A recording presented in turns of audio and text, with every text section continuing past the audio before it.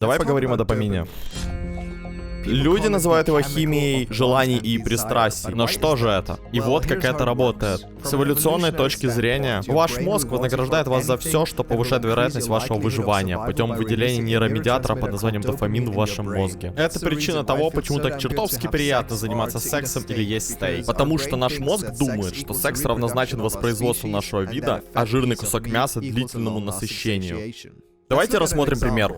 Вы стоите перед своим холодильником, и у вас есть выбор из морковки и кусочка шоколада. Ваш мозг подскажет вам выбрать то, что выделит больше дофамина, так как он знает, что заставит вас почувствовать больше удовольствия. Поэтому, естественно, вы выберете шоколад. И вы подумаете, но это не так уж и плохо, есть кусочек шоколада время от времени. И это правда, но наш мозг выделит большое количество дофамина и попытается стимулировать тягу к этой вещи снова и снова, пока у вас не возникнет влечение к ней.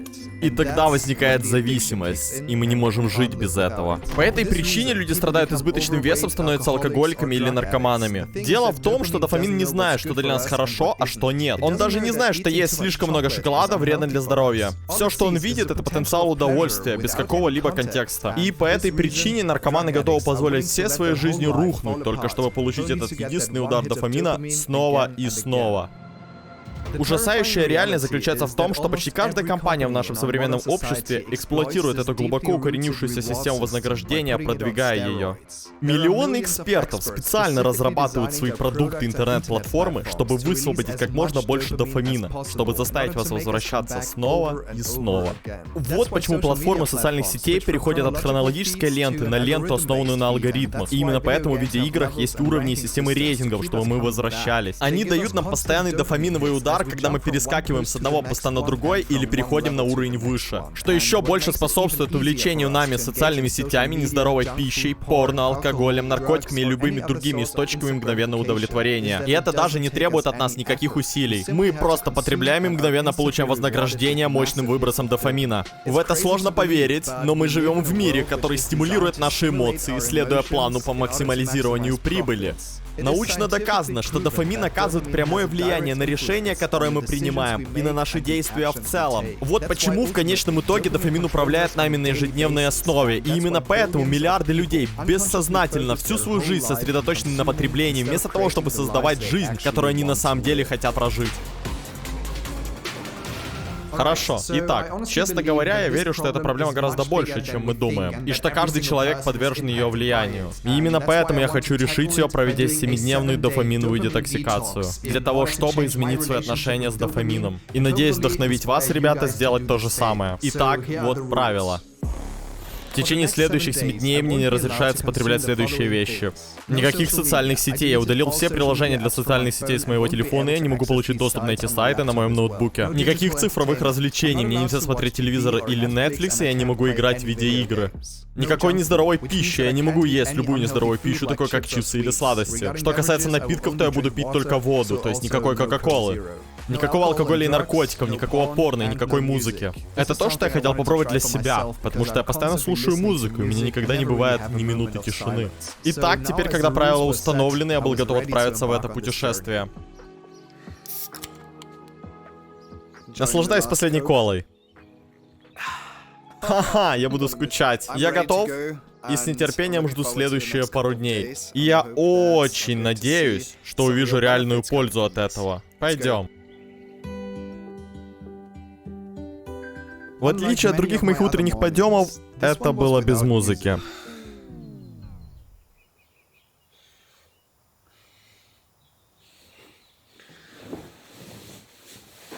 Вместо того, чтобы сразу же взять телефон и включить случайную песню, я начал свой день в тишине.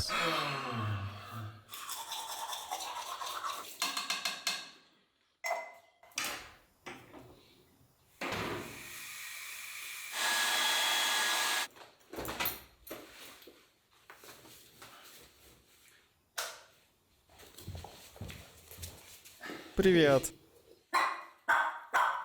Ну, это же самая милая собака на свете, да?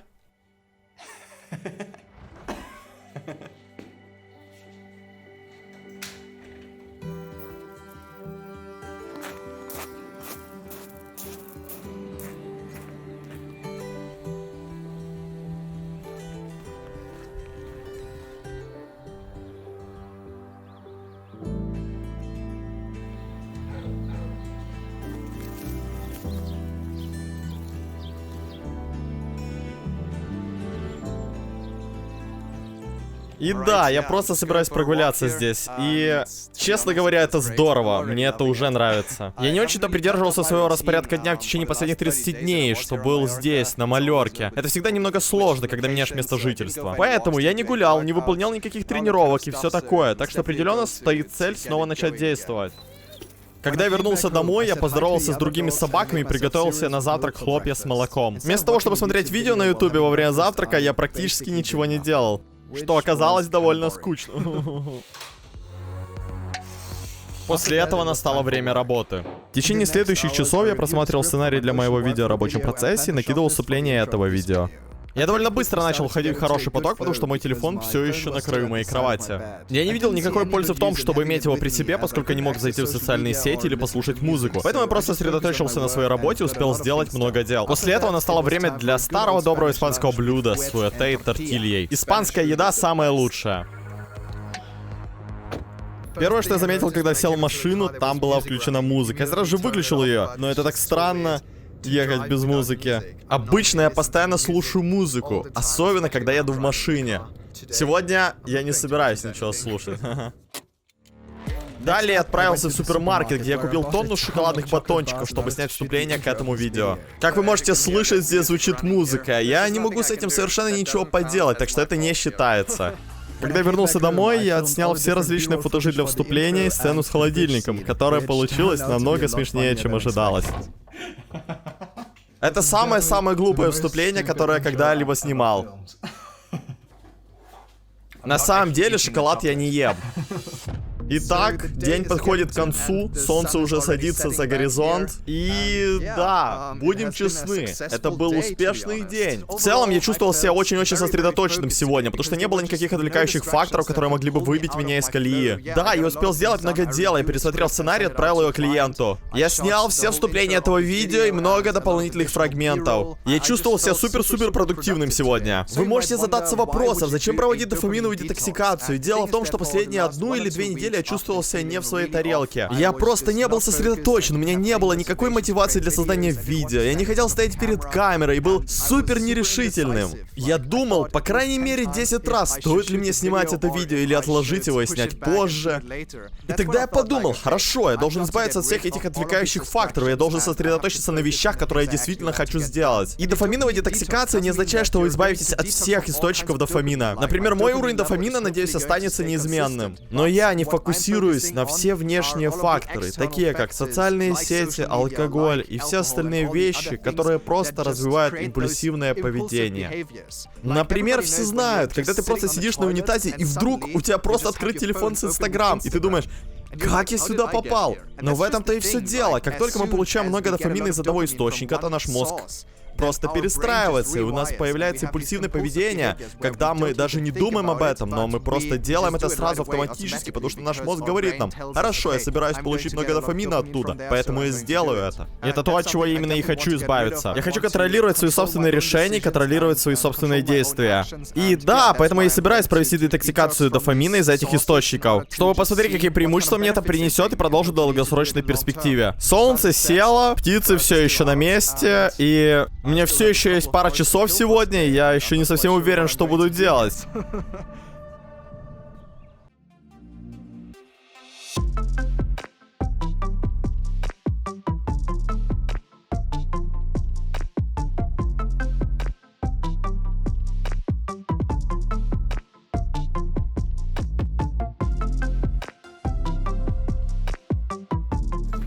Ха-ха, я не знаю, что не так с этой собакой. У нее так много энергии. Плохие новости, у меня закончились хлопья. На самом деле, я просто собирался съесть пару этих штук на завтрак. Но я продолжу придерживаться испанской кухни. Я сейчас прямо готов убить за нее. Ты ничегошеньки не получишь. Я сказал бы, что второй день был таким же продуктивным, как и первый.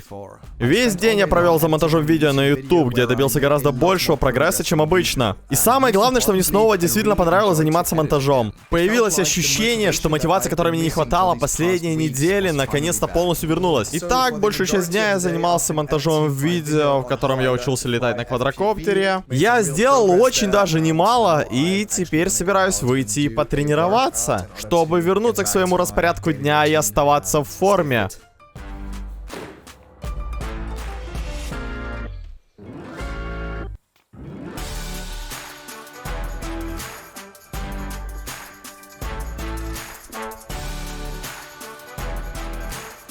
Честно говоря, спорт без какой-либо музыки — блевота помойное говнище.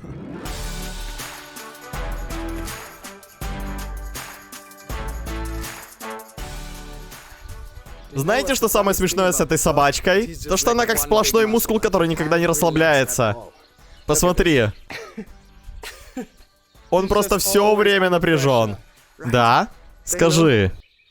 Привет. Люблю его.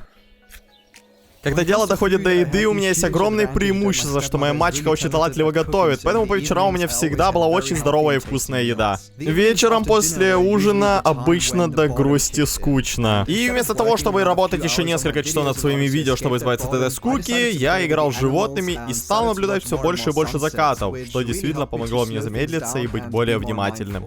Я просто смотрел, как заходит солнце, и почувствовал себя прямо в моменте. Обычно я просто слушаю птиц и ни на что не отвлекаюсь. Это типа освобождает, потому что обычно я все время достаю свой телефон, чтобы поснимать. А сейчас это просто так, типа момент спокойствия.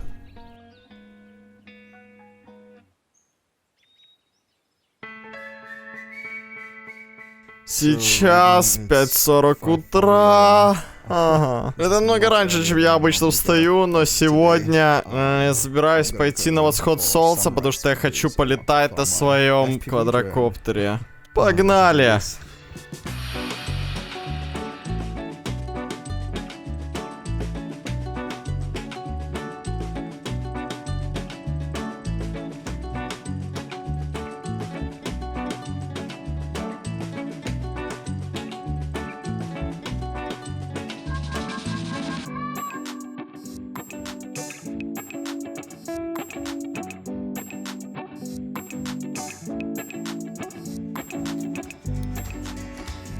Сейчас я на пути к смотровой площадке.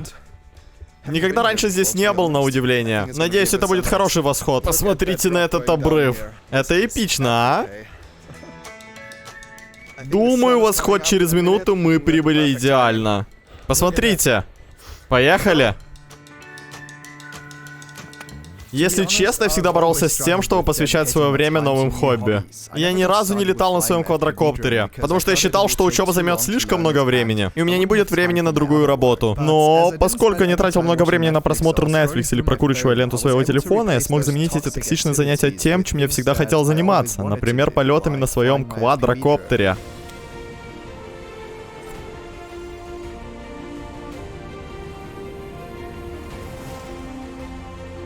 Находясь в воздухе, пролетая через этот пейзаж, я чувствовал себя очень взволнованно. Не только потому, что я летел со скоростью более 70 км в час сквозь деревья, но и потому, что я наконец-то правильно расставил приоритеты и занялся новым хобби.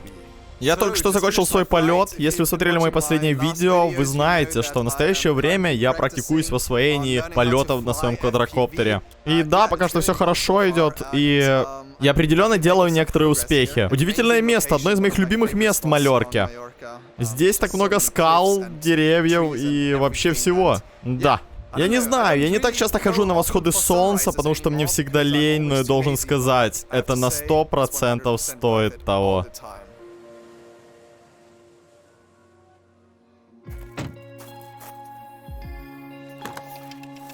Привет. Привет. Смотрите, кто меня ждал.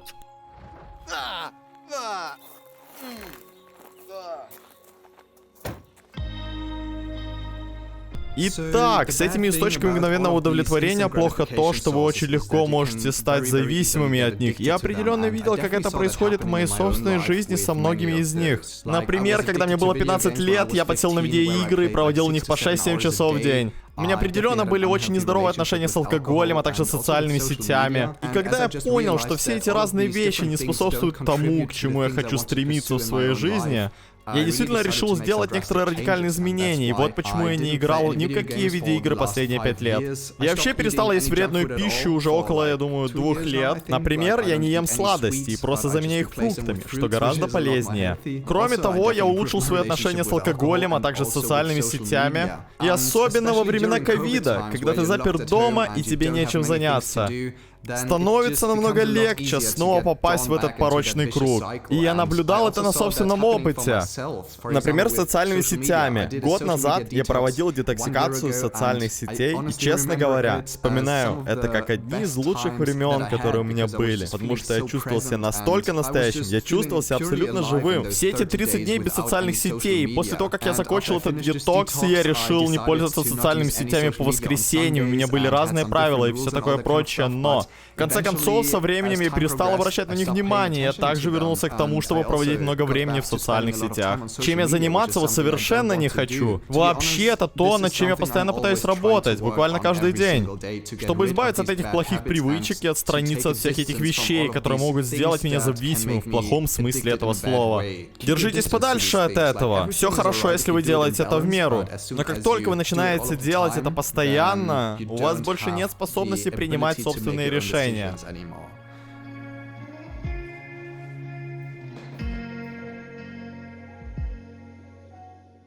Я занимался монтажом своего видео с дрона и записывал закадровый голос для него весь день. И, конечно же, обычно я смотрю видосики других создателей на ютубе. Когда обедаю или вечером, но в последние дни этого не делаю. И действительно чувствую, будто бы какой-то груз свалился с моих плеч, потому что мне не нужно сравнивать себя с другими авторами, и мои видео в порядке быть такими, какие они есть.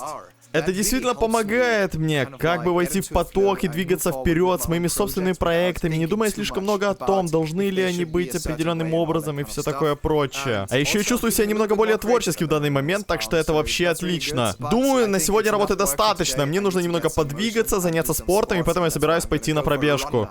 Пойдемте?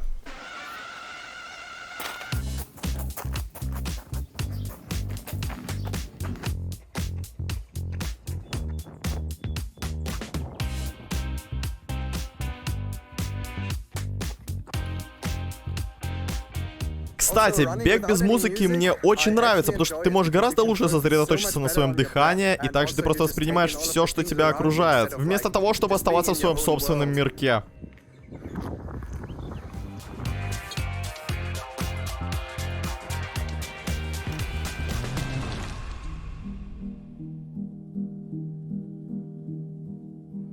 Во время бега я замечал не только окрестность, которая меня окружает, но и детали каждого мгновения моего пути. До того, как я начал эту детоксикацию, я был настолько поглощен собой, что мой разум был постоянно занят всем остальным, кроме реальных вещей, которые происходят вокруг меня. Я думал о постах в социальных сетях, которые видел час назад, пока разговаривал с подругой, или терялся в песне вместо того, чтобы послушать пение птиц. Но чем меньше времени я начал тратить на то, чтобы бомбардировать свой мозг этими кратковременными дофаминовыми ударами, тем больше я мог заглушить шум и принять настоящий момент. Я прочувствовал, что мой мозг как будто перезагрузился.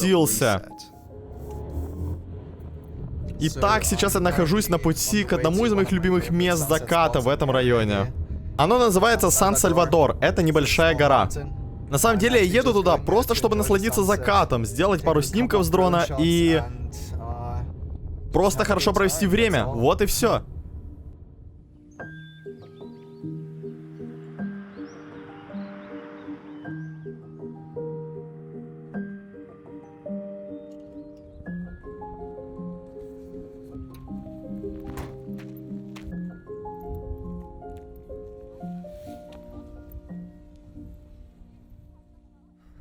Не знаю почему, но я влюбился в закаты и рассветы по-новому.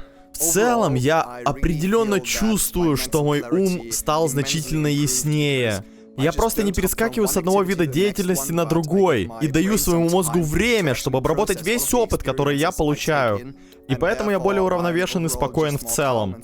И еще, один друг мне, с которым я разговаривал по скайпу вчера вечером, сказал: «Чувак, ты намного спокойнее, чем обычно. Что происходит?» Так что да, пока что мне это определенно нравится, потому что все мои мысли просто упорядочены, и я не отвлекаюсь так сильно.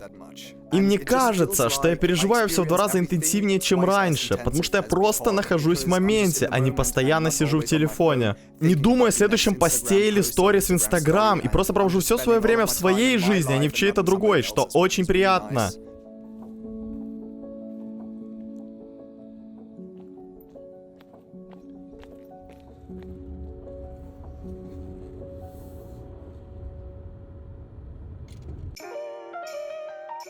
Так, сейчас я держу путь на пляж. В этом году я еще не плавал в океане, так что я подумал, что сегодня тот самый день, и поэтому я собираюсь воспользоваться им. Это будет хорошо.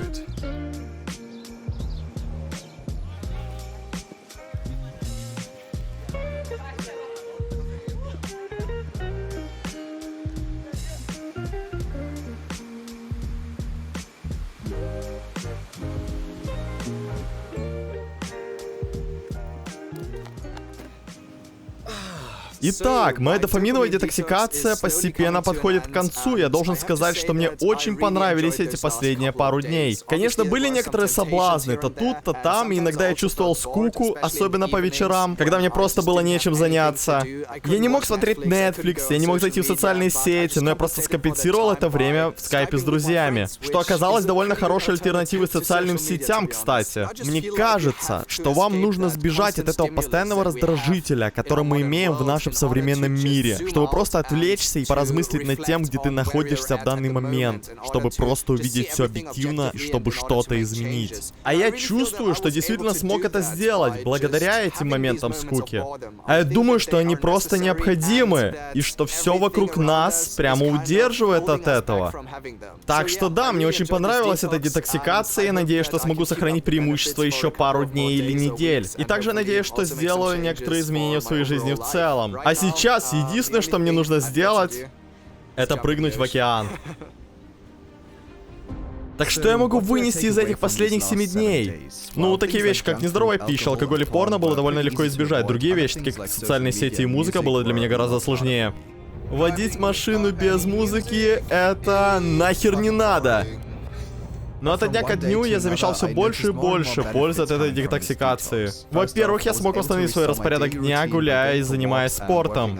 Прогулка — это просто потрясающе. Поскольку мой мозг не был постоянно перегружен таким количеством дофаминовых ударов с внешних источников, я смог заменить эти токсичные занятия тем, что действительно заставляло меня чувствовать себя настоящим и живым.